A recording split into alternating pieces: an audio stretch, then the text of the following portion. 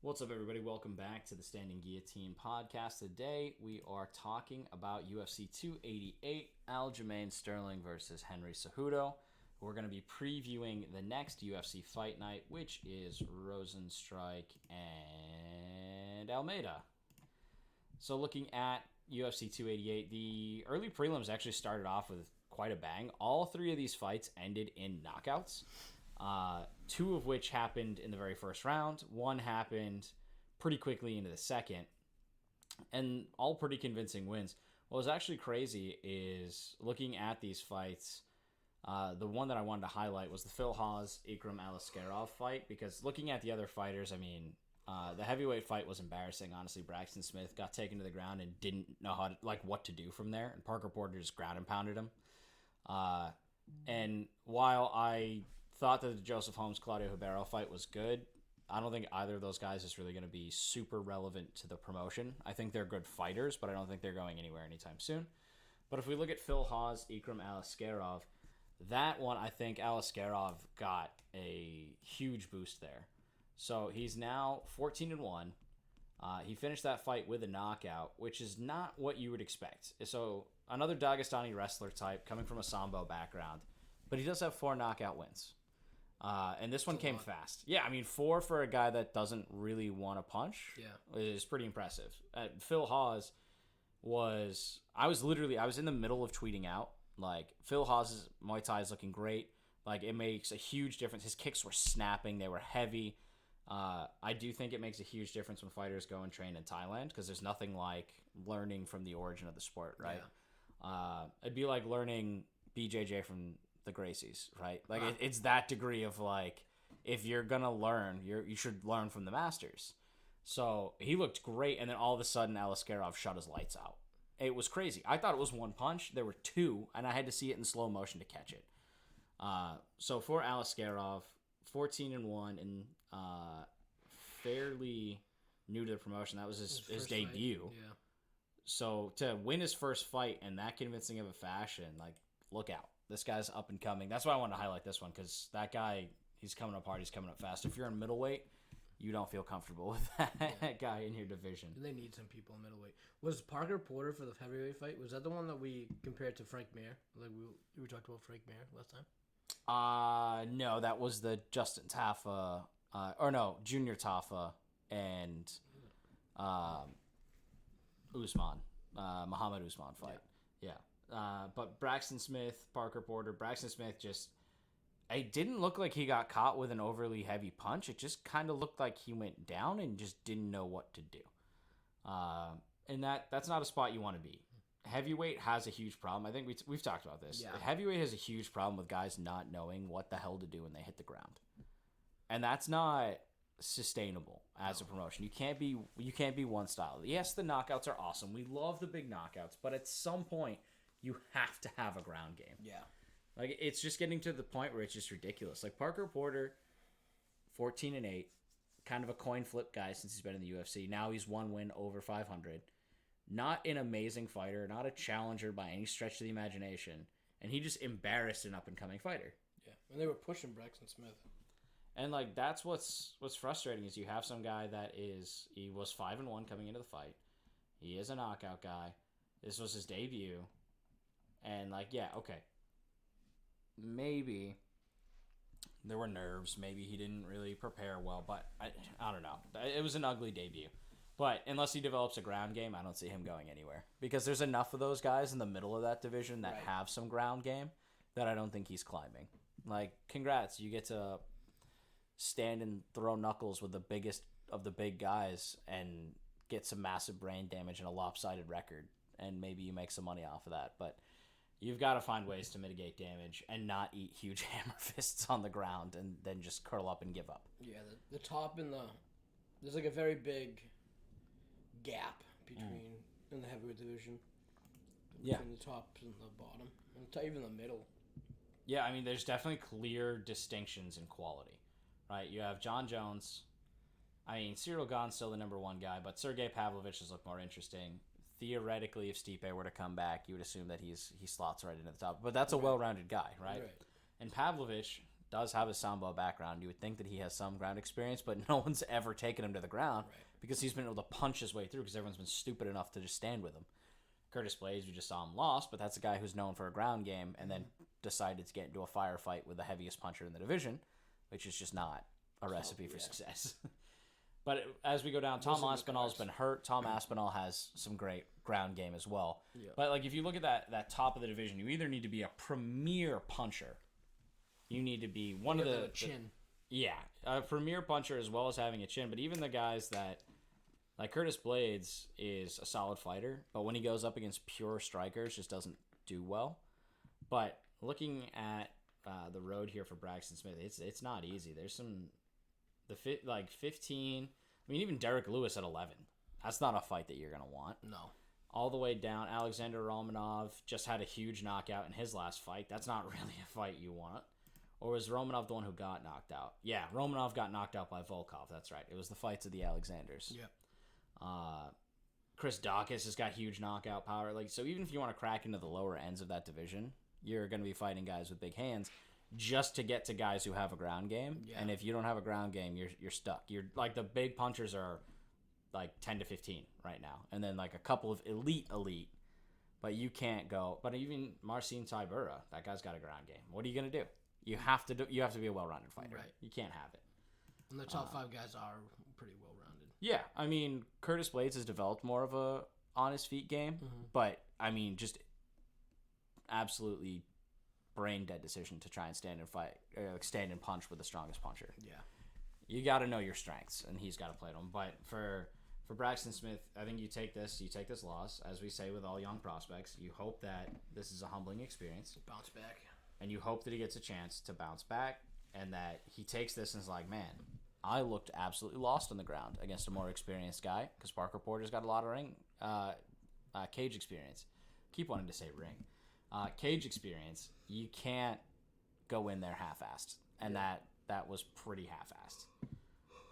Moving on to the prelims. The prelims had some exciting fights. Yeah, they did. Verna Yonderova, I think she's one of the she's going to be a problem in strawweight. Yeah. Marina Rodriguez is a good fighter in her own fight, or in her own right, not fight. But Yonderova had no issue getting her down. Nope. And then just asserting dominance, working for submissions, staying constantly active on the ground, which is very effective in getting her that victory. Unanimous decision victory. Wasn't able to really work the submission successfully, but still put herself in that position where somebody who maybe doesn't have the BJJ background is going to run into a lot of trouble with it. Well, I think she looked good overall. Yeah, I mean, she's 18-3. 1 win by knockout, 13 wins by submission. You know that she's pretty one-dimensional, but she's still very, very good despite being one-dimensional. So she's got wins over Hill, Rivas, Murata. She did lose to Mackenzie Dern. That one was via decision. But that kind of makes sense, right? You're talking about somebody who's also a very good grappler in her own right. So I think with her, I think she is going to be a lot of trouble. She's running she's all going to be a trouble lot in of the fights. strawweight. And that could be interesting. I mean, you always need new blood. Yep. And she's a little bit on the older side, so she's going to be making her push heavy now. Yeah. So expect to see her at least one more time this year. Yeah, if she gets a couple more wins, she'll be right there for contention. Mm-hmm. I mean, looking at strawweight, who do we have ahead of her? So strawweight, I mean, obviously Zhang Weili is the champ. Yep. Carla Esparza, Rose Nama Yunus, Jessica Andrade, who just lost, Marina Rodriguez, who was number 5, Yan Zhou Nan. A rematch with Dern wouldn't be terrible, although I think Dern's on the next card. No, fighters like that, I bet she gets like a top 5 person. Yeah, I mean, she just beat a top 5. So if we think about that, realistically, she's set up for... She's not going to fight Andrade, who just came off a loss, who will probably drop down in ranking, maybe. She might fight, you could fight Rose. She could fight Rose. But like she's right there up at the top of the division after this. That might set her up for like a fight that's like a setup for a belt. Yeah, so like one more fight and then you have your belt chance. So she's very much her star is on the rise. So I didn't one to know watch that. for. Marina Rodriguez number 5. Yeah, so I was. Are you sure? Yeah, she's not listed here, but it is Marina Rodriguez. She was 5. For some reason they did. Yeah, they've got her right here, the tag. So we're looking at the UFC's website, and for some reason they didn't tag her on the actual fight card, but I knew that she was top 5, or I thought she was either like That's a huge win 6. for Yeah, so Jandiroba. huge move up the ladder for her. Sets up. I don't think it's quite prelim fight? title. Yeah, I know, right? Wow. I don't like. It's definitely a title eliminator fight, and I hate having those on. But when you look at it, the other fight.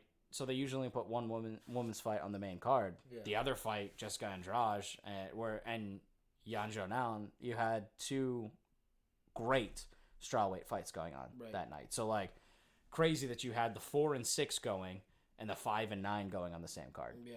So the 5 and 9 were on the prelim. Yeah. I mean, there wasn't space on the main card.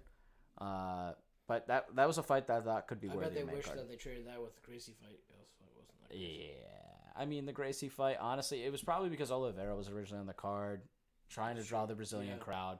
Like, I could see that. I understand the appeal of it, even if I don't necessarily agree with the fight.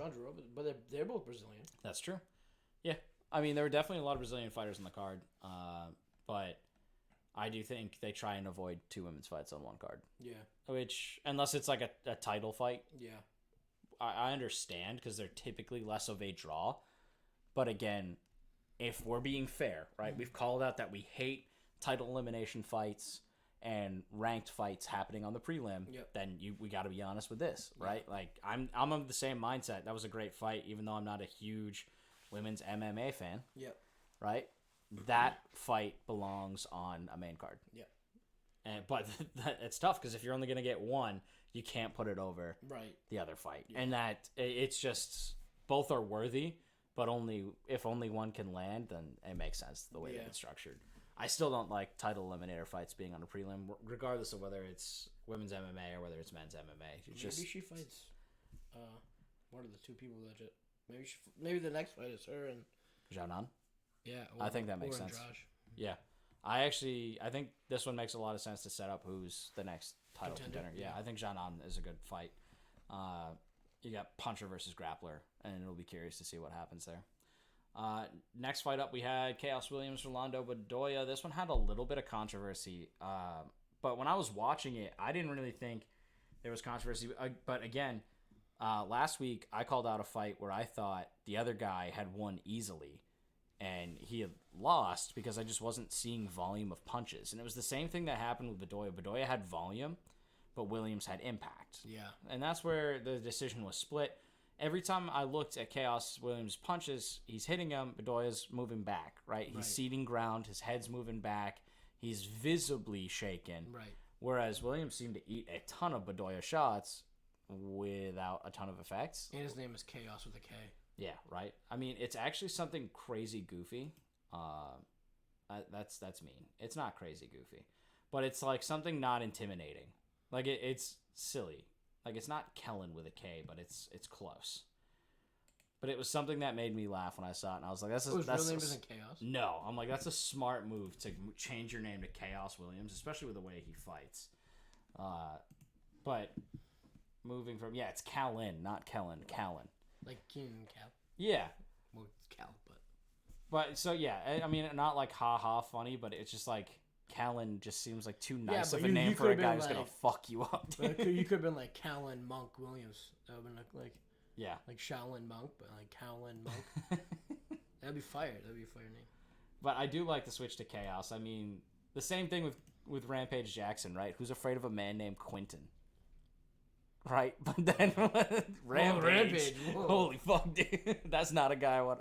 Like, a man's name is Chaos, a man's name is Rampage. Watch your doors; they're getting torn apart. Yeah, that man knows how to take down a cardboard door, dude. Should be a firefighter. That was the most ridiculous sequence. But I was actually watching an interview with Rampage. Sorry to segue here, but watching an interview with Rampage, and he's like, that was the most embarrassing moment on television for me. This is a man who's gotten knocked out and had an ugly end to his career. Yeah. And his most embarrassing moment, according to him, is him tearing down that door. A lot of, like, when I was a kid, right, when it happened, I was still pretty young. I don't want to say a kid. I was a teenager. Dumb teenager, yeah, right? You're like 14. Yeah. So, like, I guess I was a kid. But yeah, dumb teenager me was just like, that's so badass, dude. Like, what a fucking stud. And then adult ass me, looking at, like, doors from my own home one day, I'm like, that's a fucking weak ass door. Yeah. You sneeze on that thing and it's coming apart. Cardboard. But yeah, so he was embarrassed because basically what happened, he was mad about what was happening with this decision that was made, impacting his fighter. His fighter would lose. It was him and who was that? Was that him and Forrest Griffin? No, I think it was him and Rashad. Yeah, Rashad Evans. And so he was just pissed. The door was already kind of warped when he opened it hard. And then when he swung it open, it bent. And so it bounced back. And then that was just it. Yep. And he just lost it. But I think that's funny. That day to be a cardboard door. Yeah, right? Today was not the day. Kind of cheapens the Ultimate Fighter experience, if we're being honest. Dana couldn't even spring for actual wood doors. Couldn't even use like plywood. Dude, they were still on that. They were still on that like new budget. That's true. I mean, that was they weren't getting Connor money then. Yeah, that's true. The draws were not that heavy. Crazy to think though that like the trajectory of that show changing the entirety of the UFC to the point we're at now. Like that fight with Forrest Griffin, happen. Right? Almost just wasn't a thing because it was very much like people saw it as like backyard, like step above backyard fighting. The Spike TV was like you could put anything on Spike TV though. Yeah, you can get away with it. Yeah. And remember the Man Show? I do not, but I know exactly what you're talking about. But I never watched it. There was chicks on trampolines just jumping around, dude. I mean, isn't that scantily clad women? Wait a minute. So was this like the precursor to like the Twitch thought streamers? Might have been. Yeah, because like they had the Man Show, then like 1,000 Ways to Die. Oh, okay, yeah. Didn't it have the Joe Rogan Experience on it? Or no, the fucking Fear Factor. The fuck am I talking about? Fear Factor was like regularly scheduled like ABC television. Was it really? Yeah, I'm pretty sure it was on Fox. And then it might have went to Spike TV. But no, Spike TV had like the Ultimate Warrior. Yeah. That show was awesome. I had a student actually back before I taught where I'm at now who was like doing junior Ninja Warrior stuff and like was on a Spike TV thing one time. It's crazy. Like they aired like this was like the ultimate. Well, maybe it wasn't the ultimate. This wasn't like the like. Are we talking about the same thing? No, is Ninja Warrior different? Like Ninja the obstacle Warrior course and yeah, shit? no. Okay, I'm talking about like when they pinned to get like they were like we're gonna take a gladiator and fight a ninja. Oh yeah, or the Spartan Warrior, yeah. Like the who would win? The Ultimate Warrior, the ridiculous. No, the Ultimate Warrior is a wrestler, dude. No, what was it called? Fuck. That's why I was confused. I was like, wait, what? Yeah, Spike TV show. Spike TV. Something Warrior. Deadliest Warrior. That's what it is. Okay, that would have piqued my attention. For some reason I was thinking Ninja Warrior, and I was like, well, that's pretty legit. I love Ninja Warrior stuff. But anyhow, back to the task at hand. We got way down a rabbit hole there. Next fight, for the first time since we've started this show, we've seen a fucking standing guillotine finish. We've had a few standing guillotine holds. Attempts, yeah. We've never had the finish, but Kennedy Nzechukwu got that absolute monster, slapped down the guillotine. What's crazy... We should tweet at him and be like, thank you for promoting the podcast at UFC 288. We got to talk about standing guillotine on the standing guillotine. That was like... Okay, so my version of the standing guillotine involves jumping up on the guy and like cranking the neck down towards the waist, which causes pretty much instant tap. But in some ways, I think it's more impressive that he literally just kind of got up against the guy, cranked his arm underneath, and just pulled up. Yeah. And he had the height and the strength to just pull up enough without having to leverage down, like using gravity at all. That's pretty. He's fighting gravity to land that choke. And, he went absolute man mode. And what's crazy is that you wouldn't expect him. He's a knockout guy. I don't know what the odds were for him to win by submission, but they couldn't have been good. His last fight against Kutelaba was a knockout. Before that, his last fight was a knockout. Like, this is a guy you expect to be a knockout guy. Won by submission? Looking at it now, it doesn't look like it. He wins by KOs. He's lost by submission to Paul Krieg. Has not won by submission until that. So it was his first submission. It was like Do you remember we were watching the Johnny Walker fight, his last fight, and I was like, oh, I want to see Johnny Walker win, and it's gonna be by knockout, and then Johnny Walker won by submission. Yeah. Which is it's the same kind of like, that's not what you would expect of the fighter. But to also do it with a standing guillotine and the way that he did it without any help is crazy impressive. Like, wasn't leveraging the cage, wasn't leveraging gravity, just straight up grabbed him by the neck, lifted him up, and choked him out. Crazy impressive. Love it. Gotta see it. If I'll tweet Adam and see if he wants to come on the pod. Yeah, that'd be hilarious. Just be like, dude, you just got the standing guillotine. You have to be in our pod. That's a rule. At least a shout out. Yeah. We'll buy what are those things called when you buy them for the shout out? Oh, it's the little celebrity things, right? Yeah. Like we'll get a voice clip. We'll send him a $5 Venmo and see if we can't get a voice clip, but just a shout out. That's all I want. Next fight, the featured prelim, absolutely stunning outcome. It's Drew Dober, Matt Frivola, and Frivola isn't like, he's 11-3. He's not. He's been around. He's done okay in the UFC. I mean, he's now on a 3-fight win streak. He lost to McKinney. He lost to Sarukian. Neither of those I see as really bad losses because those are guys who are higher up in the division than him. Yeah. And then as we go down, he really doesn't have any killer names on here. Like, he's 11-3. He's not bad. Yeah, he's 11-3. He's not bad, but he's not quite at that highest quality yet. And Drew Dober's been around for a minute. Well, I mean, it was a vicious KO. Yeah, crazy. Dober tried to argue, get up, no, I'm fine. And I was just like, dude, you have severe brain damage. Like, Drew Dober's a tough guy. And, I mean, 26-12 now. But this is a tough guy who likes to stand in the pocket and throw punches. And he just got starched. I actually saw a tweet that they're trying to pin a fight between Frivola and Paddy Pimblett. Interesting. I don't know that would be a good thing for Paddy. No. I think, as much as I like Paddy as like a personality, I still think his fight game's incredibly raw. He's been able to survive off of a stellar chin. Yeah. But that only gets you so far. He's been able to survive off a good chin and good matchups. Right. And being batty. Right. Like, I'll be honest with you, he's had some solid submissions. He is fun to watch. He's an exciting personality. Do I think he's the most polished UFC fighter? No. Absolutely not. He's a fun personality, and the UFC needs to promote personalities. They also have to kind of protect him because the personality is only so good. Right. If they're good, then the personality matters. Well, I think also you kind of want to push your platform too, while you have it. Yeah. While he's still relevant. While you're in the spotlight. I mean, it's been a while since he's fought. Well, he's hurt. He really hurt his foot. No, I know he's all jacked up, but I'd love to see him back at some point. But I mean, it's got to be the right fight, and that's the thing is they got to promote the right fight. When they do UFC in England, that would be nice if he's back for that. Yeah. I don't know if he will be. That's in October, I believe. He might be. So it's possible that he could come back for that in October. It was a real bad injury. I think it was I don't remember exactly, but I think was it a training injury? Because I don't think it happened in his last fight. His last fight was the decision with. No, it happened in the fight. Did it? And then he couldn't. Yeah, happened in the fight, and he couldn't. He had to wait to get it looked at until he went home. Gotcha.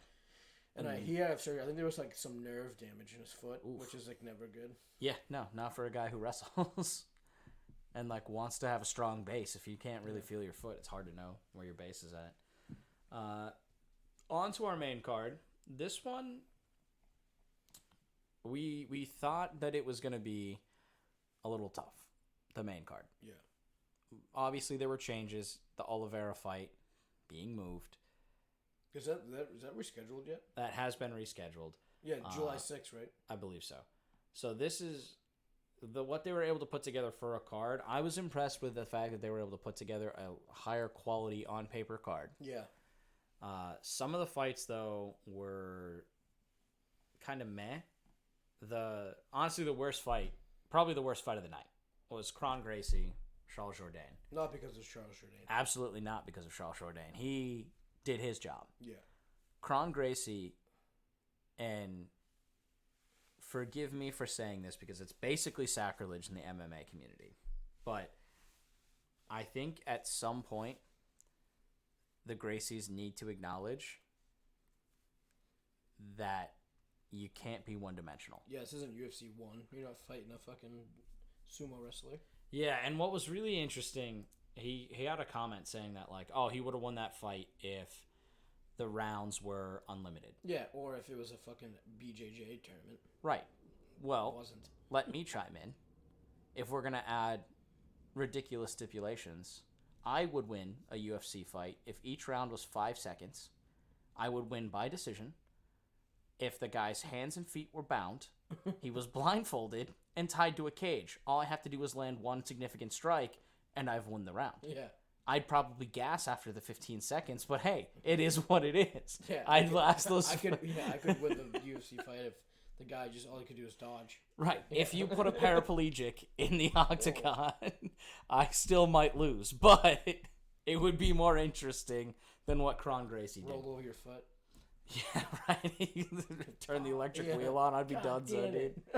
I would insta tap to the wheel running over my leg. You ram your chin, dude. Fuck. But realistically, honestly, Stephen Hawking might put up a better fight than Kron Gracie. But back to my point, like, yes, I will say this: the Gracie style of BJJ is iconic. Mm-hmm. They showed that it was such a force that pretty much, if you want to be a UFC fighter, if you want to be taken seriously in the fight game, you have to train that. BJJ.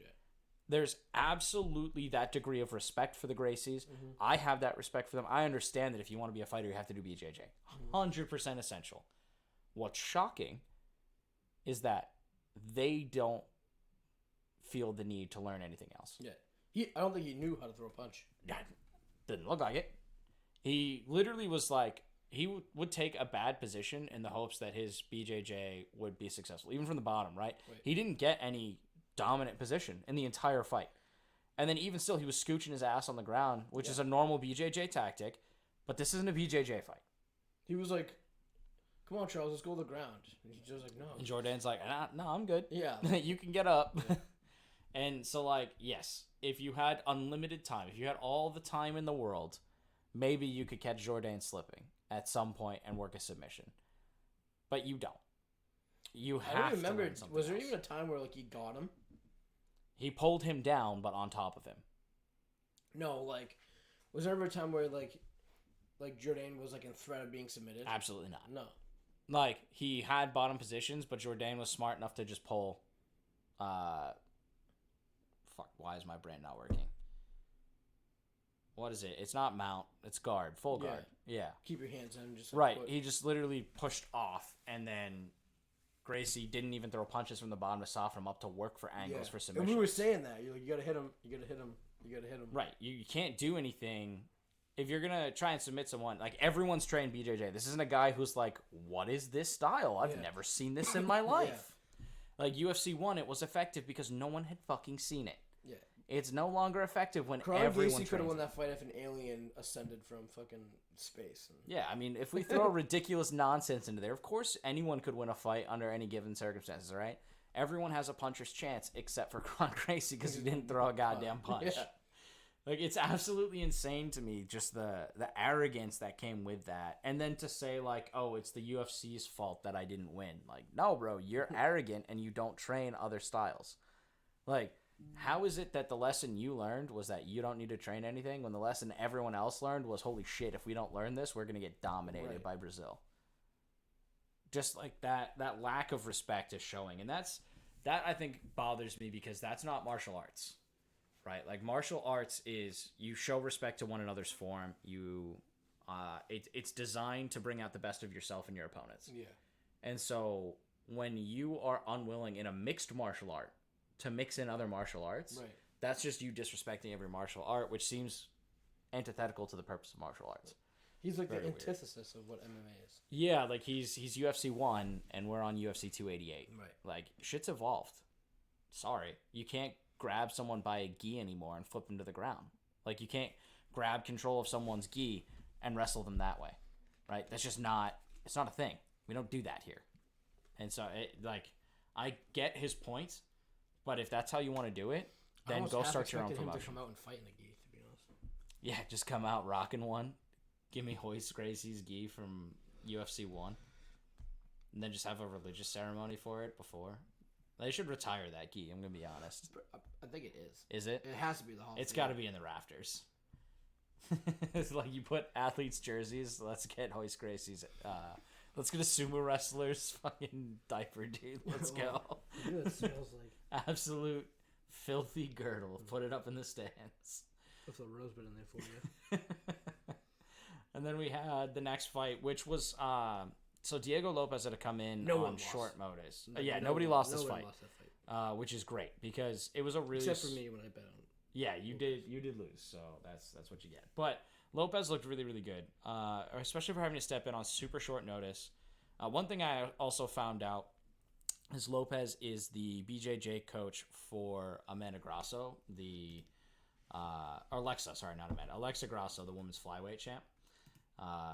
He also kind of looks like Drake from Drake and Josh, but not a good look. Not a great look. Like, maybe this is me being slightly jelly because I don't have hair, but the brushed over bangs, I feel like that was my look when I was like 14, 15 years old. 2010, dude. Yeah, like we got to get this man a new haircut. But other than that, everything looked great. Picture. Yeah. How about you just like gel it up? The tattoos are a little cringe too. I'm not gonna lie. What did they say? The big block lettering, dream, believe, and make it happen in really weird font. Like I just. He looks so smiley though. He does look like a great guy. Honestly, He seems like a guy that would be fun to hang out with. I'd have a beer. But I mean, he looks like a teenager in a grown man's body, and it's very bizarre. He's got a 21-6 record now. How old is he? I don't know. He's been around a bit. And he's a coach, so I don't think he's a spring chicken by any stretch of the imagination. He's like 22. Watch him be. 20... Nope, that's the Brazilian soccer player. Let's see. They literally have, like, no information on this man. This is wild. Does he have a birth certificate? He's 28. Oh. He's actually, like... He is younger than me, yeah. So I'll give him that. He'll lose his hair eventually. Maybe. You'll get there. Is it good genetics? Could be. Maybe he just doesn't have the stress I do. That could be it. Extreme poverty does that to a man. But looking at the fight, Evloev won. There was some debate about whether he tapped at the end of round 3. But again, this was a fight that, honestly, I think could have gone either way. I don't think the judges really loved wrestling tonight or grappling tonight. Or last... What was this, Saturday night? Yeah, 2 nights ago now. But Lopez, he worked some very strong submission games and almost caught Evloev. I don't think it was a tap. I think he put his hand on the guy's waist to reposition because he removed it. It wasn't more than one. It was only one, so I don't think you can call that a tap. So I think that's a good no call by the ref. But Evloev pushed off of Lopez, repositioned, managed to survive at the end. But Lopez put a lot of pressure on, and I'm surprised that it was unanimous. I just don't think the judges really cared for that particular style. But he looked great. I think, all things being said, this is a guy who is going to be asked back. Yeah. I think he got all the money. We tweeted out a video with him talking to Dana after, and you couldn't really see what Dana said, so like maybe I'm assuming that Dana didn't tell him that he got fight of the night right after the fight because it was like the third fight into the main event. Yeah. But it seemed like he was like once it got translated, he was like, oh, "Thank you." I think what it came out to is he gave him his winning money anyway, which I honestly think would be fair. That was a great fight. I think. If you're Dana, I mean, you could see it either way. You don't like Dana didn't lose anything from that. No, that was a great fight, and he managed to save what could have been a bad situation. But if we look at this, so there wasn't much controversy on the card. There's a few weird decisions by the judges. So the first judge, Derek Cleary, which we'll circle back to him later, scored Diego Lopez winning round 1. He was the only one to do that. Eric Colon scored Diego Lopez winning round 3 and was the only one to do that. I actually agree with round 3. Yeah. I think round 3 where he had deep submission threat, I think he should have won down round 3. Because there was a couple that he there were a couple that were Yeah. deep. He At the end couldn't of round finish 2. it. But at the end of round 2, I do think Evloev did most of the work. Bless you. I think Evloev did most of the work in round 2. But in round 3, I would agree that he should have potentially earned that round, which Derek Cleary could have played spoiler again. If the judges gave round 3, then it's possible that it would have been a split decision, but Derek Cleary would have had Lopez winning. But I do think, because this would stay the same, 29-28. This would switch to 29-28. I don't think anything crazy, but I do think great fight. Lopez looks like he belongs. Yep. Especially fighting an undefeated fighter like Evloev, having to come in and fill that role for Bryce Mitchell on short notice. Going up against somebody that you didn't camp for, you didn't train for, you're not really doing that. How did he get a 30-20 set? All 3 rounds went to Evloev for this judge, for David Torelli. Yeah. So 2 had 29-28 with one saying third round, one saying first round. So very close, could have gone the other way. Wow, that I gave all 3 rounds to. Yeah, I mean, I think if we look at damage, right, it comes down to damage. Effective grappling, so working submissions. That's the tough thing about submissions. They're kind of an all or nothing game with the way the scoring is set up. So yes, they're effective, but that's a lower tier than damage. How much damage are you really doing unless you fuck up someone's joint? Right? That's. I don't even think really the last submission he had, it looked like it was more pressure on his ankle than his knee. It wasn't really a knee bar. It was definitely weird, whatever grip he had, but he had a lot of pressure on because Evloev had to push and extend to try and relieve that pressure and just hold on until the end. Yeah. Which he did a great job of doing. But it would have been crazy if Lopez snatched that at the last second. Absolutely wild. Next fight we had, and we hinted at this, so we talked about Jessica Andrade and Yan Xiaonan. With this was a crazy knockout. I didn't see this one coming. I mean, Jessica Andrade has more of the name, right? I think pretty much everyone was expecting her to win. Yeah. I mean, she was the minus 190 favorite according to the UFC odds, but I think you could find better odds out there. Established fighter who's been around a long time and maybe not on the best run lately now with back-to-back losses, but she got absolutely starched. Yeah, a girl KO was pretty good. And there was no doubt about it. I tweeted out that I thought that it was an early stoppage, but I watched another angle today, and you can see that Andrade she was reaching out, but there was no effective defense, and she was getting hammer fisted to the face. I saw a video. It was like a meme, and it was how do you pronounce the name? Xiaonan.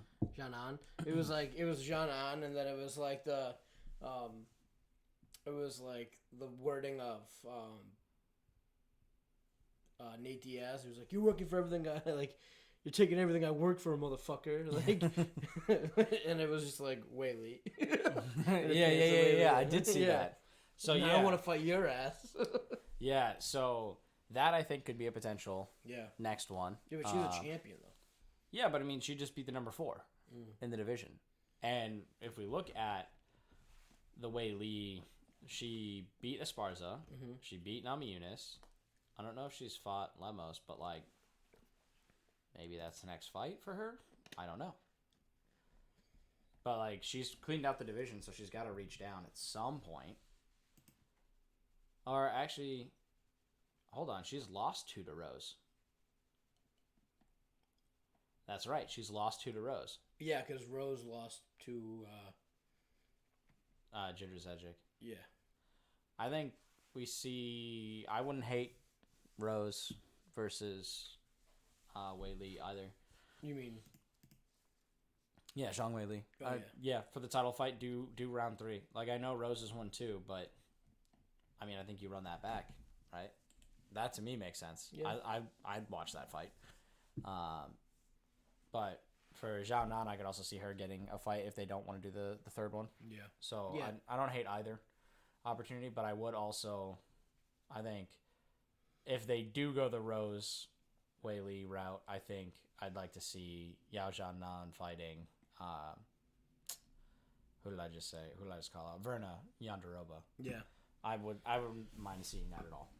I think there's a couple people that Yonderoba can fight. Yeah, I mean, if they go with Rose, this. you could go up to 3. You could have her fight Amanda Lemos. A rematch with Mackenzie Dern could also be an option on the table. Yeah. Although I do think Dern has a fight scheduled. Let me double check that. I think she was fighting next week. Quicker. Yeah, it didn't show when I did that earlier. But I thought I saw her on this. Yeah, Mackenzie Dern is a fight this coming Saturday against Angela Hill. So, not quite possible to get the Dern matchup, I don't think. I mean, the timing could line up. Depends on when they want. Yeah. But, by the end of the year. Yeah, by the end of the year. I think that's a possibility. But moving forward, I mean, speaking of making fights that nobody thought was going to happen, right? I mean, Bilal Muhammad, Gilbert Burns. Respect for Burns to turn around that quickly. Yeah, that guy's fought a lot in the past couple months. Yep, got to put respect on his name. 283, 287, 288. Yeah. And you can definitely tell he was kind of weathered. He definitely looked tired. I think what sucks, though, is that in the very first round, the way he landed on his shoulder in that takedown. Changed the whole fight. And this was a fight that I think I wouldn't hate seeing a run back when both are healthy. Yeah. Bilal Muhammad had a hurt ankle. Yep. I saw you showed me the picture before. Have you seen the picture after the fight? No. It's just as blown up. Really? Yeah. They must have drained it. They must have done something, but he was like, yeah, my foot was killing me in the middle of that fight. And it was so like Bilal Muhammad didn't really push because he didn't need to. He knew that Burns was so hurt that he could coast. Yeah. And that's unfortunate, but both fighters. Did they say what happened to Burns' shoulder? No, I didn't see anything about what happened to his shoulder, but it definitely looked ugly. He landed hard. I wonder if he broke his collarbone. I just don't think he could continue if he had broken his collarbone. He took a picture with Bilal afterwards with his kids. Yeah. So I don't think if he broke his collarbone, he wasn't in a sling or anything. Yeah. So if he broke the collarbone, I mean, I think it could have been a shoulder subluxation. Like, I'm somebody who suffers from chronic shoulder subluxations. Like it popped out. Yeah, it pops out, pops back in. Yeah. But you get, like, numbness and tingling in that arm, and it's really hard to use. He said he couldn't throw the left hand for shit. Yeah. So, like, because it feels weak. Almost like if you were to throw it, it's going to pop out again. So you shouldn't do anything. But it was weird because he didn't look like... Because remember, when Dillashaw's shoulder went out, like, Dillashaw... But his was a total dislocation. A subluxation goes out and back in, so it's not all the way out. Yeah. So, like, it hurts. It's uncomfortable for a few days, but But now he's worried about it coming back out again. Right. That's one of those things where you have to go back in and do some intense PT on the interior part of your shoulder. Yeah. Hope that there's no damage to the rotator cuff, no damage to the ligaments. So you got to get it looked at, and you got to do some PT. And if it doesn't fix, then you got to go and put anchors in, which can limit your mobility. That's a shoulder surgery that I have looming at some point once I eventually am not poor. So that means I'm running on spare parts for the rest of my life, basically. But hey, it is what it is. Yeah. Like my kids have popped my shoulder out so many freaking times, it's not even funny. In your thumb. Yeah, and my thumb last year. Was that the last year or this year? I don't even remember. It was the beginning of this year. Beginning of this year, yeah. Just like injuries galore. Like I'll show up and they'll be like, "What is the problem now?" I'm like, "My children have killed me again." Beat me up. Yeah, I mean, you got a 5 and a 4-year-old, and like they're big. Like my son is gonna be enormous. My daughter's not too far behind him. They're big kids for their age, and when it's two of them, it's like I'm getting beat up by like an adult. You gotta get the dad 11s, dude. That's just gotta happen. I mean, I think I've started lifting again just so that I can put my kids in their place. Like I've already shopping step stools so that when my son's a teenager, I can look him in the eye. Like I'm average height. This kid's just gonna be a monster. There's a wall safe. Yeah. Like I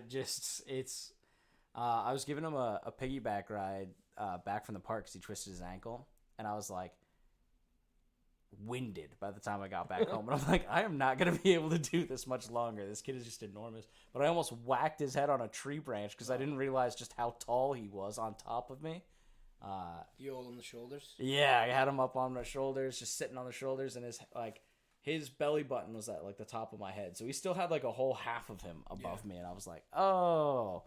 But like I haven't piggybacked him since he was a little kid, so I was not expecting him to almost hit a tree branch. Then he like leaned really far back and grabbed my neck, and I was like, like this is the end of me right now. About to get guillotined by my own child. That'd be ripped to the standing Gave him guillotine. the back, dude. Yeah, I know he went for rear naked choke. I gotta respect it. Personally, I would have rather he spun around the neck and gone for the guillotine, but you know, he saw an opportunity and he took it. Unlike Kron Gracie. Anyway, bantamweight title bout. Obviously, we've been waiting for this one for a long, long time because this was gonna settle so much in the bantamweight division, and I'm really excited to talk about what this means for the division. But I do want to talk a little bit about the controversy. So first, I don't think what I've seen. No one is saying that it's controversial that Aljo won. Yeah. What they're saying is the way in which he won was controversial. The judges' scorecards for the Sterling Cejudo fight were dog shit. Yeah. Aljo can't get a break. No, and I mean it's so unfair because I love the way that he's handled this. Right Yeah. after he won the belt via DQ, he wouldn't let anyone call him the champ. I respect the shit out of that. Yeah. He wasn't like, I'm the champ, I'm the man, I beat Petr Yan, I'm like the big dog in this division, right? Petr Yan beat himself that fight. Yeah, 100%. Like he was losing that fight. He was saying he had bad camp, he had an injury, so on and so forth. That's the reason why. And I think he backed that shit up in the second fight where he dominated Yan and got the win.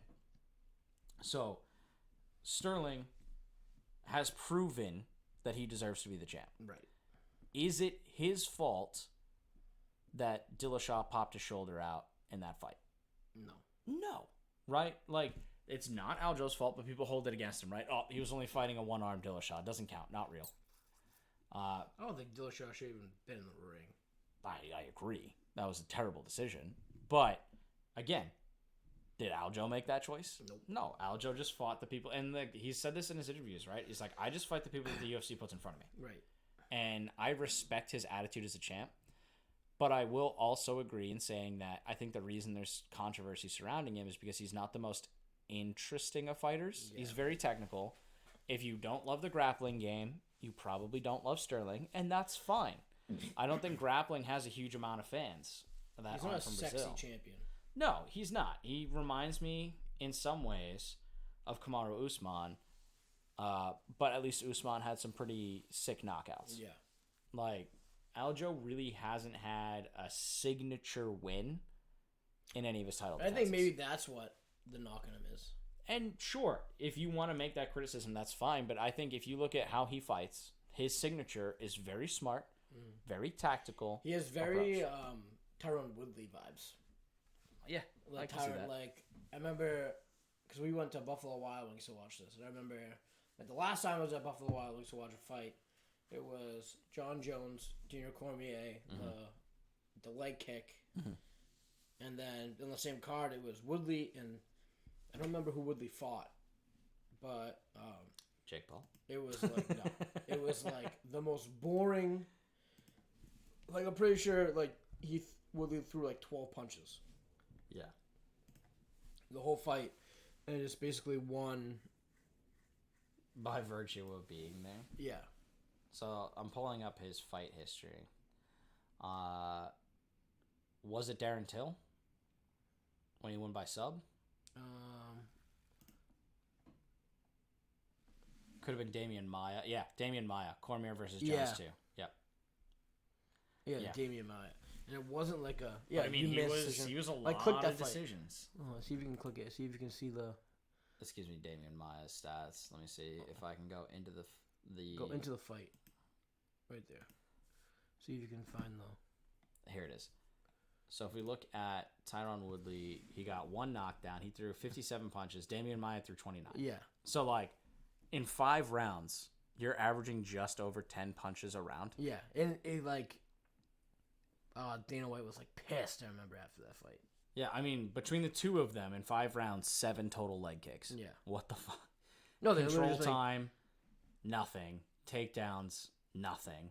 Although, I will say, to respect Tyron Woodley, Damian Maia tried 21 takedowns, and he stuffed them all. Right. No, but they weren't good. I remember they weren't, like, good. It was just, like, he was coming at him, and he'd be like, no. Nah, I'm good with that. Yeah. But he, like, didn't push a pace, or there's no pace. Like, he just was, like... He was just there. Yeah. Yeah.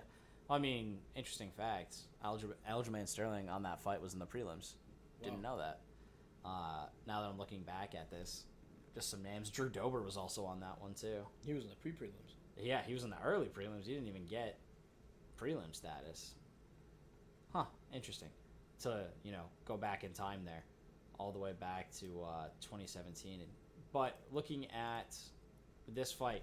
So, the controversy with the cards is that one of the judges ruled that round 5 went to Sterling. And if you watched it, there's no way. No. I think realistically, you watch that fight, Sterling automatically wins 1. Yep. Sterling wins 4. I thought we said 1 and 3, and then No, 3 was Cejudo for sure. yeah. 3, or I said. So here's where there's. Oh no, because there was 1 and 4, and then 2 was the one. That 2 was the one that we were split. You thought that, 2 was the one that could have went either. Yeah, for me, so I called split decision. I called the score to the number. Yeah. I had the round wrong. So I thought that round 2 was going to be the split. Mm-hmm. Round 2 was not the split. It was round 5 that caused the split. Which was sketchy as all get out. So if we look at the cards, right? So Aljo won 1 on every single card. Yeah. That was an amazing comeback by him because Cejudo came out pressing hard and Aljo flipped the script and came back at the halfway point and won that round convincingly. Round 2, I had as a coin flip, which it technically was. So Eric Colon gave round 2 to Aljo. I did say, though, that I think that round could go either way. I thought it was coin flippy. I gave it to Aljo because I thought he had a little bit more impact. Yeah. Cejudo had the takedowns, but he didn't do anything with them. If we get to round 3, everyone had Cejudo. Round 3 was convincingly Cejudo. He came out, he grappled Aljo, and Aljo really had no reaction. But Cejudo really didn't do anything with it. It was just control time. Well, Cologne gave Sterling round 2. Yeah, that's what I said. So, yeah, Cologne gave Sterling 2. So, Cologne agreed with me. Crazy. So, I agreed that one would be coin flippy. What I didn't expect was round 5 to be a coin flip. That was insane to me. So, in my book, it went Sterling, Cejudo, Sterling, Cejudo. So, Cejudo winning 2 rounds, those being 3 and 5, definitively with round 2 being the potential coin flip. That's how I scored it. You had a disagreement, which I thought you had points too. Like round 2, I honestly think that there was, it comes down to, do you value control time? Yeah. I don't think these judges did. Yeah. If we look at the earlier fights and the way that they graded those, those were with submission attempts. They didn't value submission attempts. There were no submission attempts from Cejudo. It was control. That's fine, but I think, we talked about Cejudo being they hyped up the wrestling. I feel like that is typical. This has been typical, right?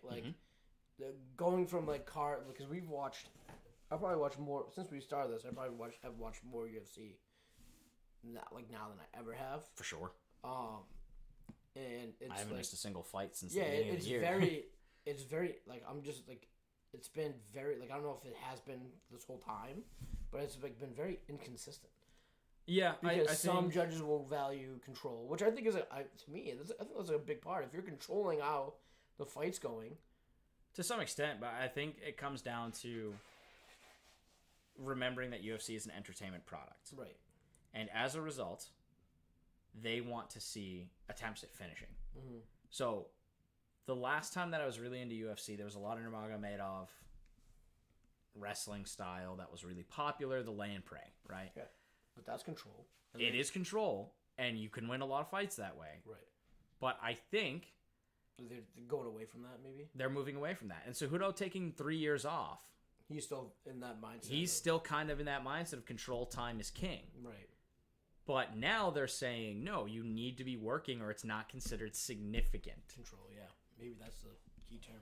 And that's honestly what I think it comes down to. If you look at, in terms of significance, what Aljo did on his feet was more significant than what Cejudo achieved on the ground. Right. Neither of them achieved much. Right. I didn't think either of them looked very... It wasn't stellar, but it was a very defensive matchup. Right. Cejudo isn't a bad enough boxer to leave himself wide open to somebody who's not a puncher. Yeah. Well, and he's too good of a wrestler to get submitted easily. It seemed as if they were like they both kind of knew the style and they said like they both kind of knew the style in which they were going to come in, so they didn't really want to give any like.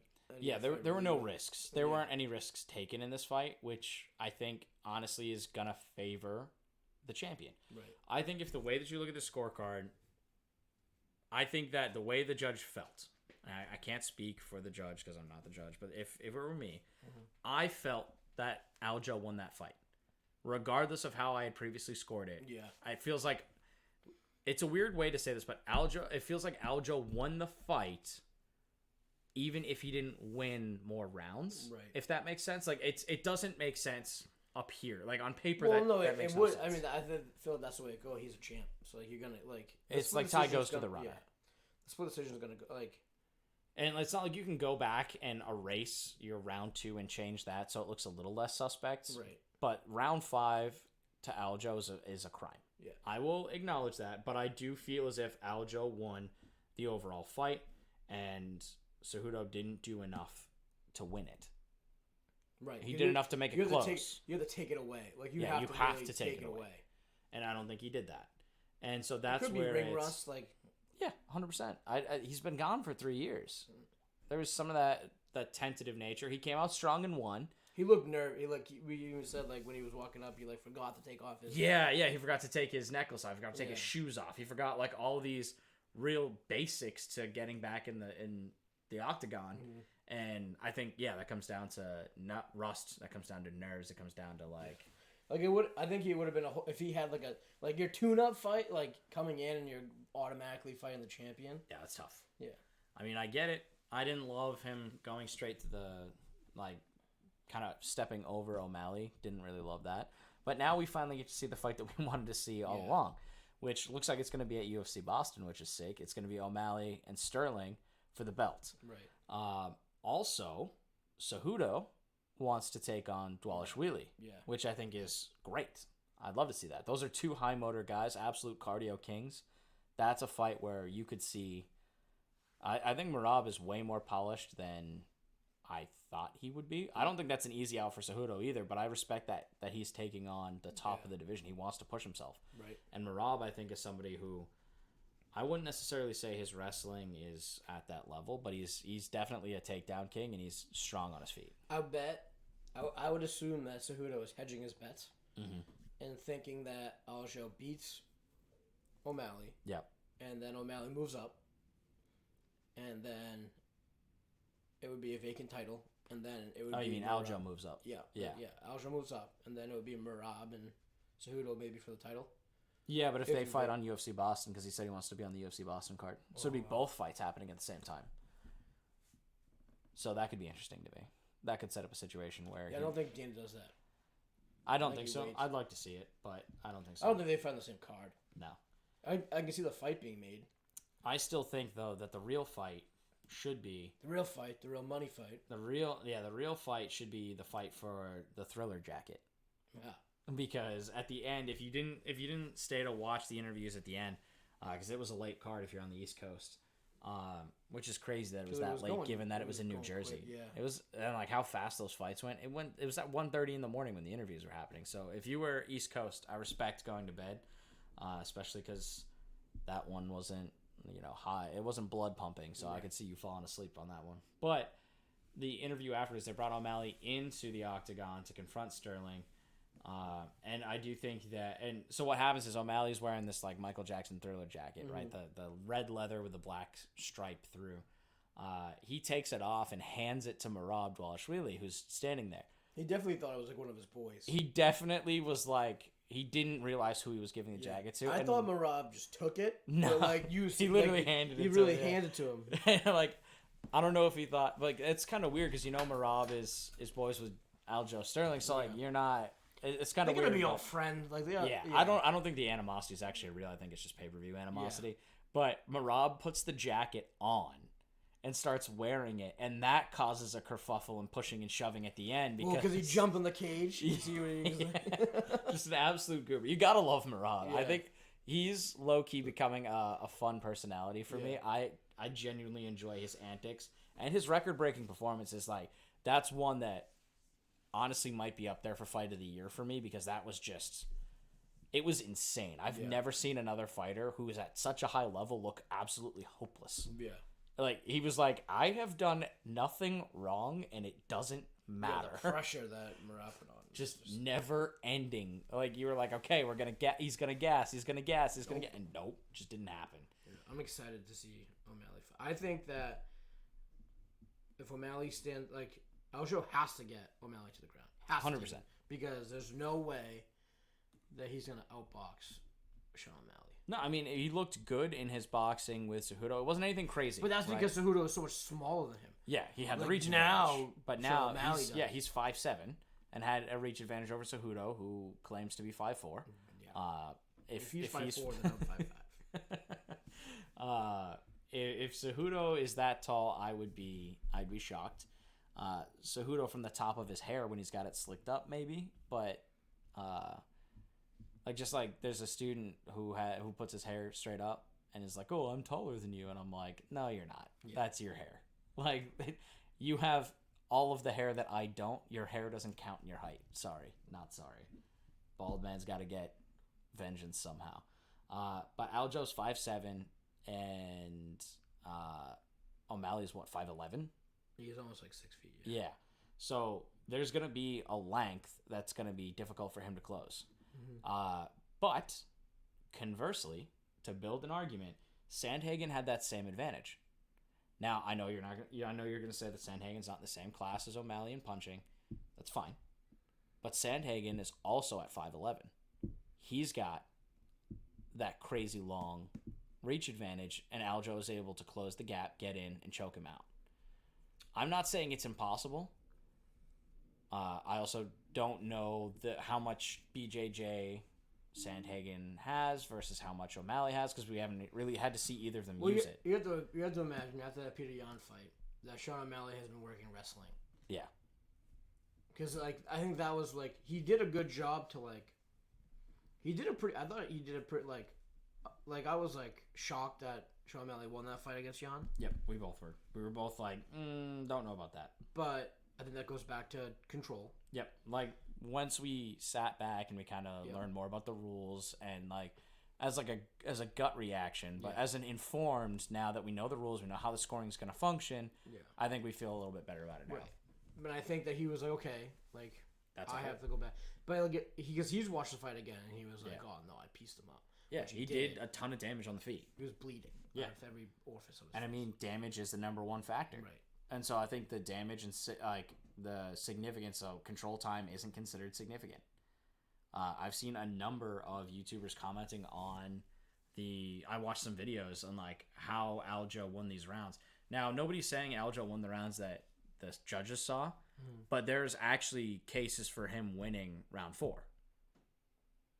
So a case could be made that Aljo could have won. Yeah, he won round 4. Yeah. Yeah, I don't know. They said 3 and 4, and I still think it comes back to 2. I'm going to be honest with you. I think it came back to 2. I think Derek Cleary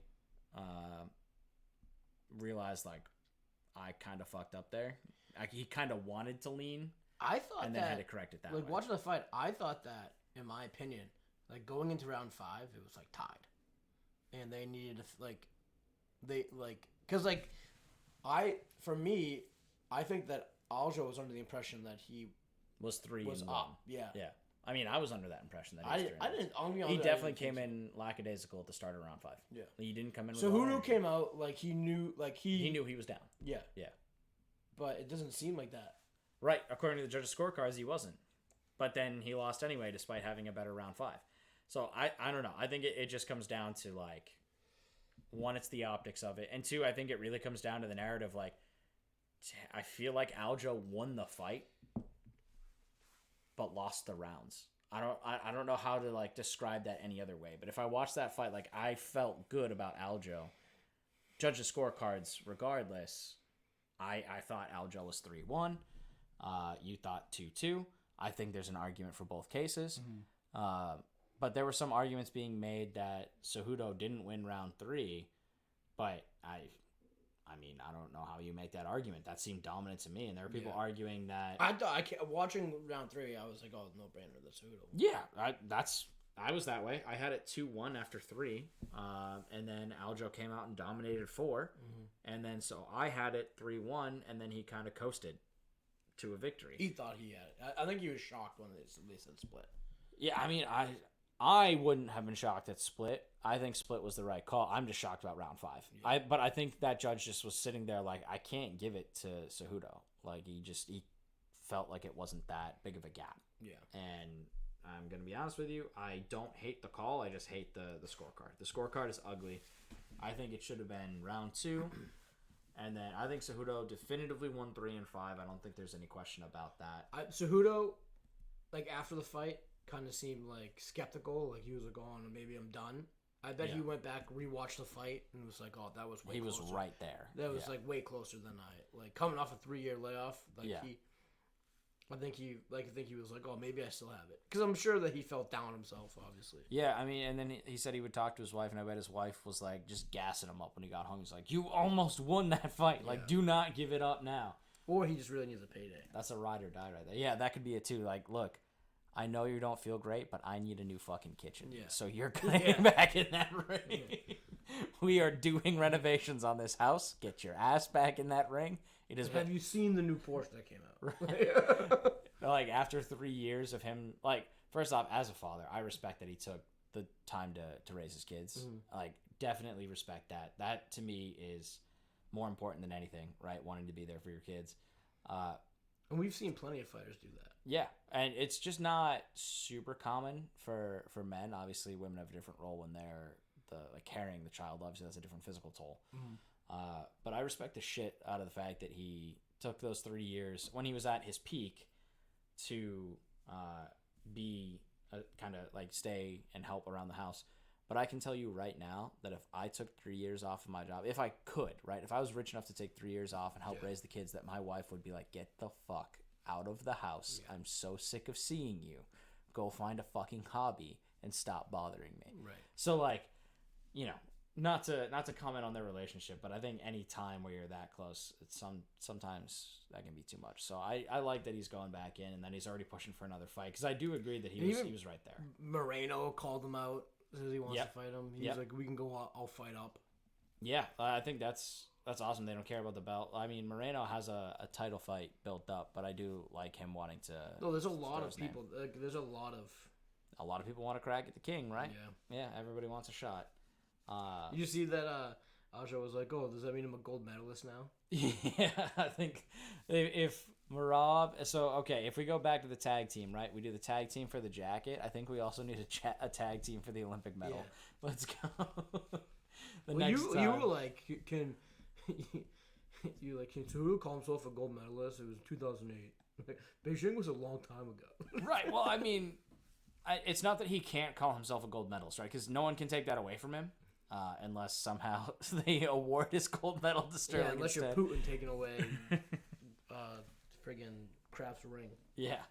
But even so, with that, like, 2008 is a long-ass time ago. Yeah. Right? Like, it's cool to hype up your accomplishments. You can't take away an Olympic gold medal from somebody.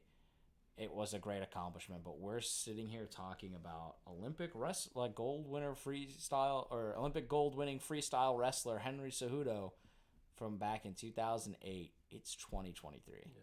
When do you think Boston's gonna be? Because we said August. That there's huge openings. So if we look at the schedule, if we look ahead, so UFC Boston's big for us because that's where we're from. So. If we go through, we still have UFC. There's a lot coming up at the Apex, which is might as well just be called the Snooze Fest. 289 coming up. Vittori. 289's in what? 289's in June. Yeah, so everything's like booked out through June. So yeah, June 10th. Yeah. Then you have UFC Fight. Then you have the Fight Night on the 17th. That's Cannonier Vittori. And then July 8th will be International Fight Night. So then June 24th is also Fight Night. There's another Fight Night, Strickland versus Magomedov, starting July 1st. Then the next weekend is UFC 290. They haven't announced what that's going to be. But we know that Brandon Moreno, Alexander Pantoja is going to be on there, and Robert Whittaker, Dricus du Plessis. Yeah, that's International Fight Night. Yeah. That's the international fight. They haven't announced the official headliner. Imagine if Moreno and Pantoja are the co-main event. Like, Well, no, like, because I what's think gonna they're be still crazy. trying to get. They were hoping they would get Jones and Stipe. Yeah, I which actually would that would be the main event. Yeah. Like, But I don't think that's good. there's July 22nd is London, so Yeah. I don't think that Patty will be back for July. No. Which is a shame. But yeah, the next one at London is in July. For some reason, I thought it was October. Then after that, there's a huge gap. It's Dubai that's in October.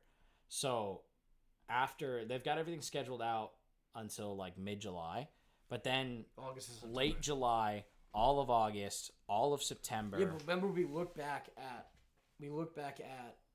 like the bookings for. Yeah, so I checked the Gardens, what it's got scheduled, and August there's is open. all of August is basically open at the Garden. Because I think September. Imagine if it was at fucking Worcester though. No, There's no way they would do the it's Palladium. Boston. But yeah, like if they're gonna do anything, it's gonna be the Garden. Garden. Yeah, and that'll be, logically. I mean, there are other weeks. You could make September fit. There's other like concerts and stuff that are scheduled there. I haven't checked to see if it's filled out lately, but I haven't seen anything. But There's no sports. Right, there's nothing going on that would be at the Garden Until October. until October. So it's August or September. So yeah, it's probably August or September. I would think September, right? Because what we're in May, June, July, August. Like September would be like 5 months from. So like give Aljo a little bit of time to Yeah, I mean, rest. yeah, I can Well, see that's that. a long layoff for O'Malley. Yeah, very long. That would be almost a Very year. long. Yep. I mean, he did have the injury though, no fault of his own. Did he? And then yeah, he had the concussion. Right, he was in yeah. the concussion protocol. But yeah, that's looking way ahead. Looking a little bit closer, we have next week's card, which I do think there's some really interesting fights on. We had already mentioned when we talked about unlikely submissions earlier. We talked about Johnny Walker. Johnny Walker's on this card, which to me is must-watch television. I love Johnny Walker. He's an absolute goofball. He was, obviously when he came in, he was electric with the huge knockouts. Got humbled very quickly, and then has started to come back. So he got humbled versus Jamal Hill, who's now the light heavyweight champ. Yeah. So that one looks less bad than it actually is. He lost a decision against Santos. Not terrible, but just like showed that he didn't, like, this was a guy who was not built for long time. So like the way to beat him was to, if you brought him past round one, you were basically getting a win. Right. But he was on an absolute tear, just knocking out people super fast. Like he beat Khalil Roundtree a minute and 57 seconds. He beat Ledet in 16 seconds. He beat Serkinov in 36 seconds. He beat Anderson in the first round, 2 minutes and 7 seconds. Then against Nikita Krylov, also a great name. Like, so the people that he's fought, once he moved up in that upper echelon, you had people that could drag him into deep water, and that's where he got in trouble.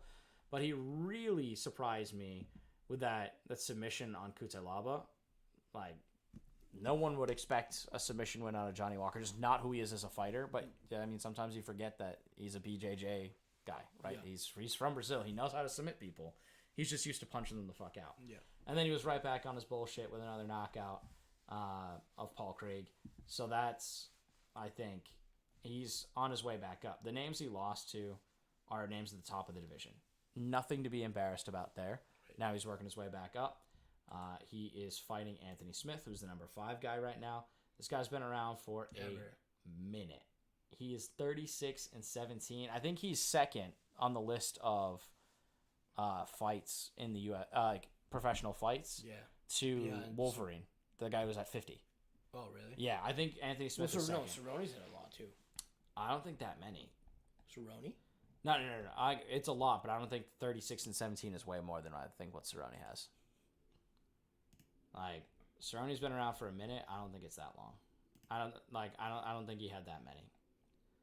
I mean, but there's also the time in the WEC. No, maybe it's just active fighters. Go to Cerrone. Yeah, I'm going down. We'll find him on here somewhere. But Smith is a guy who's fought John Jones. He's fought Rashad Evans. Like, we got names on here. I remember him fighting Rashad. He was young when he fought Rashad Evans. Yeah. And it looks like he has not fought him. Interesting. I would have expected that. I think they're on different Donald weight Cerrone. They might be. But Cerrone fought everywhere. So I can't even remember what his actual weight class was because he was just all over the place. I feel like he had something like 40-something fights. What the hell is this? Give me his record. Oh, 36-17. Yeah. So identical. So he'll take him now because he was number 2. Yeah, 36 and 17. Yeah. So yeah, so among active fighters, he's number 2. But yeah, he'll now have more fights than Donald Cerrone, which is actually pretty incredible. But been around for a hot minute. He's fought some absolute names. If we go down here, he's fought Ankalaev. He's coming off that loss. He fought Spann. Those are more recent names. He fought Jimmy Crute.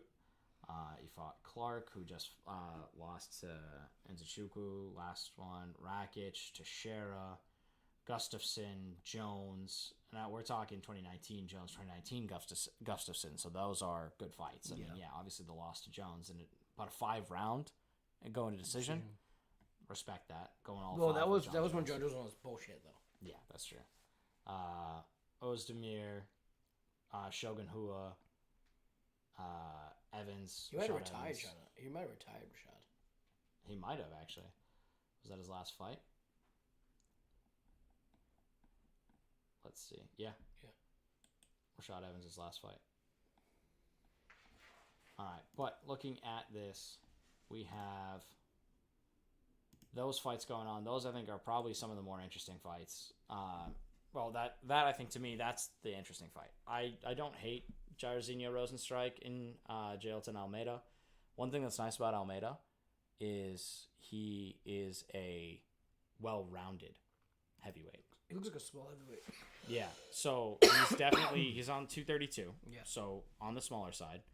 But we've talked about how there's not a lot of guys who know how to wrestle. This is a guy who's got submissions and knockouts to his name, more submissions than knockouts. Coming out of Brazil, that makes this sense. fight is going to be on ABC. Is it? Yeah, and on ESPN Plus. Free. Yeah, I mean, free for ABC and free if you have ESPN Plus, which I do because we can't live without Disney in this household. Because if I don't have the kids' movies, then I will never survive a weekend. I will never sleep in again.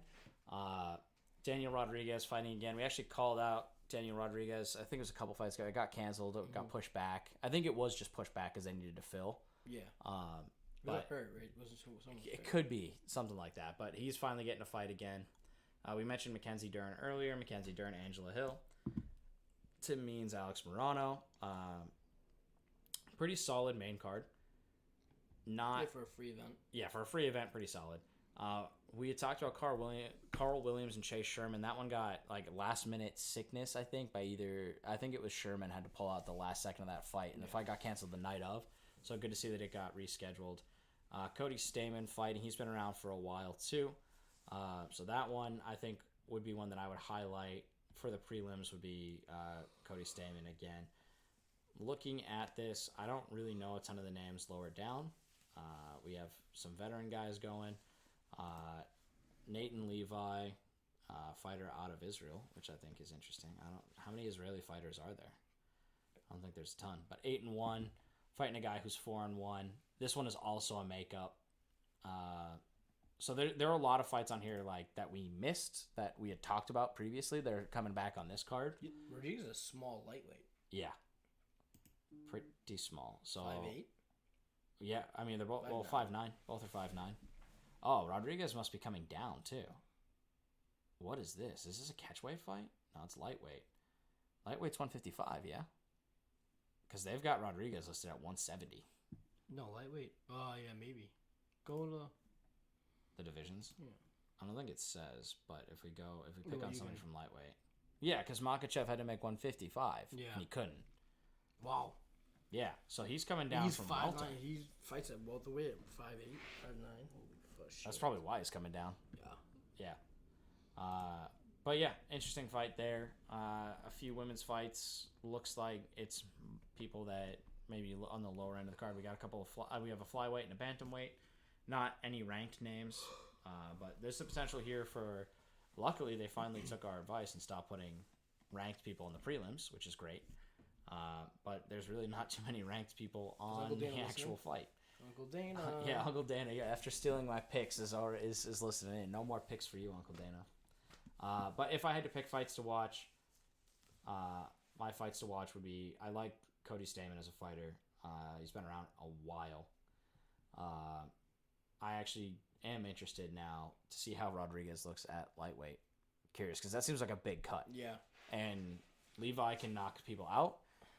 So that could be interesting to see with a guy cutting so much. It's probably going to be slow. I bet he's not going to... My thought is that he's not going to be able to withstand the pace. Yeah. Because it didn't happen last time. Yep. The last time we thought, he's going to have big punching power, and then all of a sudden the pace was... He went from heavyweight to light heavy, and it just didn't go for him. Ihor Potieria is also low-key a sneaky good fight. He retired Shogun Hua earlier in 2023. He's got 2 fights to his record. He's 1-1, but his overall is 20-3, 10 wins by knockout, 6 wins by submission, with 15 first-round finishes. So that's another one that I would highlight. He's fighting Carlos Ulberg, who's 8-1, 4 wins by knockout, 1 by submission, with 4 first-round finishes. So I do think we could see some fireworks in that fight there, potentially early on. But yeah, so if I were to watch a stretch, the stretch that I would watch would be, I'd start with Levi, then watch Potieria, then watch Cody Stamann, then watch Carl Williams, Chase Sherman.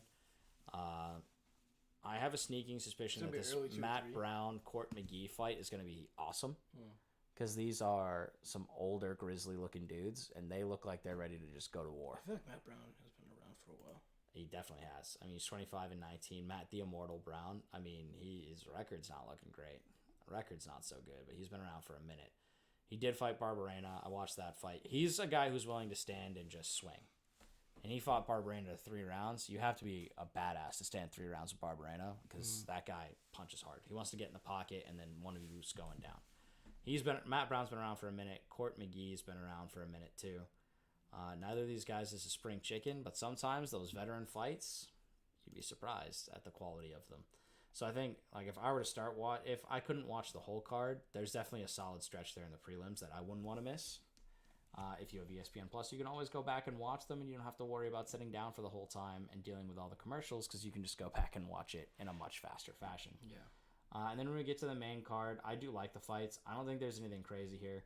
I do think heavyweight is interesting, because if Almeida can get past Rozenstruik, then I think that sets him up for a potential climb. And he's a little bit more well-rounded. That puts him in that mid-table range. Yeah. And we'll see how he handles. You gotta see what he does. Like, if it's like, if he goes out and he beats him, like, badly. Yeah. I mean, but Rozenstruik, I think a lot of people forget. This guy is a KO specialist. He is enormous. He is terrifying. He will rock your shit. Like, yes, he lost to Alexander Volkov. Yes, he lost to Curtis Blades. But, I mean, he has knocked out George Sakai. He lost to Cyril Gane, right? His losses are to people... The top 5 fighters. Yeah, right? And he's lost to Ngannou. Yeah. Right? That's not bad at all. Beat Overeem by knockout. Beat Arlovsky by knockout. Like, this guy that's how he scary. got the fight in Ngannou, because he beat Overeem. And then he beat Crowder by knockout. What year was the one he fought in Ngannou? That was 2020. Probably one of the last fights. No, it was May 9th. Probably one of the first fights coming back. Yeah, that would have been like one of the first fights that, like, in the, because March 2020. Yeah. And then May, so it was like probably right when they opened the Apex. Yeah. And spread everything out. But yeah, I mean, I will say, like, we talked about it last time, but I can't fucking stand the Apex, so I'm a little bummed that a lot of these fights are happening at the Apex. This one is not happening at the Apex, so that's why I think it's in Charlotte. So this would be one that I would definitely want to tune into, just because that crowd atmosphere makes it so much better. Yeah. Like, it's a free fight, some good fights on here, some definite value in the prelims, and a very extended prelim. There's 1, 2, 3, 4, 5, 6, 7, Starts at 8 3, too. fights. Yep. 11:30 a.m. on the Eastern for the prelims. What? Yeah, 11:30 a.m. Eastern time for prelims. Oh shit. There are more prelims in this fight than there were early and regular prelims on UFC 288. So this is arguably a better value. Yeah. Now, are the fights probably going to be lower quality? Maybe, maybe not. We don't know. We've been surprised before. We have been surprised before, and I'm hoping we're pleasantly surprised again. Hopefully you're able to tune into that and catch that. If you're not, you can always follow us on Twitter. We got the live tweets for these events going. You can follow us at, it's on the screen, but it's at TSG MMA Podcast. And of course, you can always follow the podcast. You can listen to our episode and our recap the next week. And if you have ESPN Plus, you can always go back and watch those replays. And that sometimes is honestly a lot faster than spending your whole day sitting in front of the television. Hit the 10 speed. Yeah, speed it up, fast forward through commercials. Unreal. Like, on demand is probably the best thing humanity has ever invented. Yeah. Like, aside from Original Sin, that's got to be right up there with my list of all-time favorites. Sliced bread. Yeah, right. Sliced bread, the ability to defy God, and TiVo, dude. Like, that's where it's at. Those are humanity's finest moments. All right, well, thanks for tuning in. We will catch you next time. Adios. Peace.